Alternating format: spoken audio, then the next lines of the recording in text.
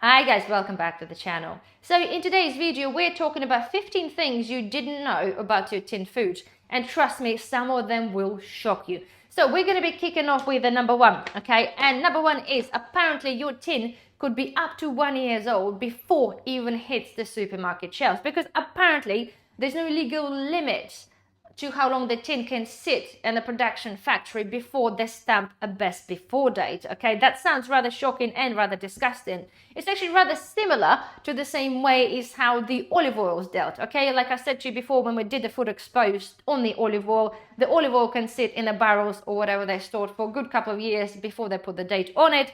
And so that looks like it's the same thing applicable to the tins. So for example, we're talking about the baked beans. It might have been tinned and then just sit in a factory for another maybe 6 months or 7 months. And then of course on the top of that, there could be time of transportation, depending when it's coming from. And on the top of that, there'll be the time that the tin will have to sit in the back of the warehouse or the supermarket. And then, of course, by the time it gets to the shelf, it could be at least a year old. It is rather horrific, but this is the point when we're talking about, guys, the best before dates on the tins and why some tins actually fell quicker than others. That could be the answer to your question.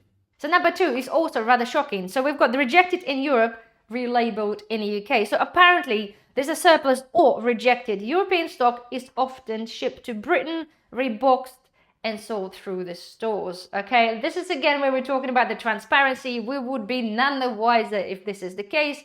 But basically, for whatever reason, if Europe decided that either the labeling is incorrect or something is wrong with the recipe in the batches, apparently it gets shipped to us where it gets repackaged, relabeled, and sold to us. And we as a consumer, of course, going to be none the wiser. Of course, this is the whole reason, guys, I'm doing the food exposed videos, because we need to be aware of all of those things. Anyway, so we're going on to same beans, different label. Well, that's a little bit of a surprise as well. Apparently, so we've got multiple UK brands, right, source their beans, chickpeas and pulses from the same factories. Identical batches, right, can be split, canned and labeled under the different brands. So basically premium or budget. So this is confirmed that the majority of things like the beans and chickpeas, all of that from the same factories. Okay, so it just comes in here, splits into the different manufacturers, gets packaged and labels. So all that means in those cases that you end up paying for a name rather than a different or superior product. So right, number four, guys, we're talking about the tin itself can leak metal. Okay, so apparently there is a still percentage of the tins or the food in the tins or the tins themselves, they don't actually have any coating. So apparently if you put the food in the plain tin without the coating, that it basically leaches into the food, it gets dissolved, and over the time, obviously, especially if it's mixed with the acidic ingredients, the tin will be leaching into your food. Number five, we've got the lining breaks down in the heat and damp conditions. I think this is where we as a preppers probably not really realize, but apparently, so most tins, like I said, are coated to prevent the corrosion when they basically in touch with the product and inside. But apparently the temperature and humidity can actually react with the lining and it can start to degrade. So once the barrier obviously fails, then your food is then exposed to the bare tin, which again, like the previous number four above, it will be leaching into your food and potentially can have metal taste and of course contaminate your food. Number six, we know that the high acid foods will eat their own tins. Again, it is pretty much a no-brainer for the preppers. We do understand that highly acidic foods are going to be over the time reacting with the coating and eventually obviously eat through to the tin again. And this is why in many cases when we're talking about storing, say, tin tomatoes being highly acidic, I found that really it's about maximum time is 1.5 to 2 years before the tin start bulging, because obviously the contact happens, seals end up breaking, and basically foods become spoiled. Apparently, right, the tinned food recalls are actually more often than we think. To be fair, I've got to say, for all of the time of me monitoring the food recalls that have been happening, which are happening pretty much on a weekly basis in more instances than one, apparently there are actually quite a few more tinned recalls, but apparently they actually kept secret unless you specifically check for specific websites. For some reason, the manufacturers or the supermarkets don't seem to advertise the fact where there is a recall on tins. And I think I understand why, because tins such a big thing. We all buy them, well, a lot of us buy them for a long-term storage, and they don't expect the tins to be recalled for different reasons. But believe this or not, the same reasons applicable to the tins, like there are too many. First of all will be undeclared ingredients, allergens, and believe this or not, some of them are actually to do with bacteria and safety. So it is really important, if you do stock up on the tins, if you're prepper, or generally if you have tins in your pantry, it's a really good idea to make it a habit to keep checking on the government website to see if there's any tins have been recalled. Number 8, guys, never store an open tin of food in the fridge. Always take the food out, put this in a glass or plastic container, put the lid on, and then put this in the fridge. I used to do this all the time. I used to put the tin in the fridge, but I never really understood the reason behind this. I did hear people say, you should never do this, you should never do this, but I never really understood the reason why. But apparently, when you have the tin lining, and then you have the air or oxygen, and then you have the food, for some reason, apparently, the combination of those three actually reacts. So the coating, oxygen, and the food reacts all together and basically makes the food deteriorate far quicker and could really make it unsafe. So if you are one of those people that do have a habit of doing this, then yeah, get in the habit of just repackaging it into something else. Right, number 9, right, we're talking about the tin soups and sauces often contain reprocessed ingredients, and I think I probably end up doing a separate video on this, but apparently a lot of the recipes of the soups and all the sort of the gooey stuff there apparently are reblended or could be reblended from concentrates with additives like colorings and other random stuff as well. As I said, guys, I'll cover that on a different video. So next one is packaged in UK doesn't mean it's British food. Well, what a surprise that is. It is actually the same fact that is currently applicable to all the other foods we currently have, be it the fruits, vegetables, salads, dairy, meat. A lot of that stuff gets imported from different countries.